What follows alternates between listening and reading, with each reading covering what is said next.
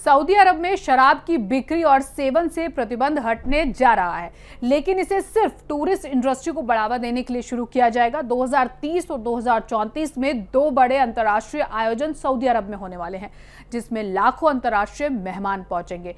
और कहीं ना कहीं इसी के लिए ये इतना बड़ा स्टेप जो है सऊदी की तरफ से उठाया गया है। देखिए खास रिपोर्ट।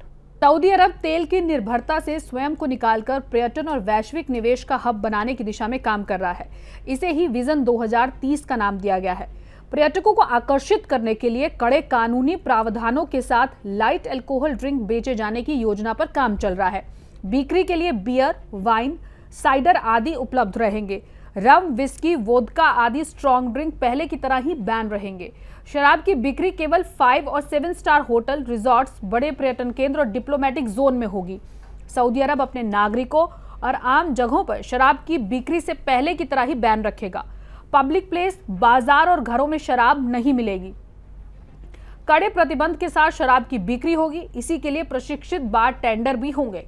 यदि कहीं भी कोई नियम तोड़ा गया तो सरकार कड़ी कार्रवाई करेगी। आयोजनों के लिए मेहमानों को आकर्षित करने के उद्देश्य से सऊदी अरब शराब की बिक्री शुरू करने की तैयारी कर रहा है। दो बड़े आयोजनों से वहां लाखों पर्यटक पहुंचेंगे और होटल इंडस्ट्री से लेकर सभी तरह के रोजगार के अवसर बढ़ेंगे। सऊदी अरब शरीयत को मानने वाला देश है। वहां शराब पर प्रतिबंध है। यदि कोई शराब का आयात और पीते हुए पकड़ा जाता है तो उसके लिए कठोर सजा देने का कानून है।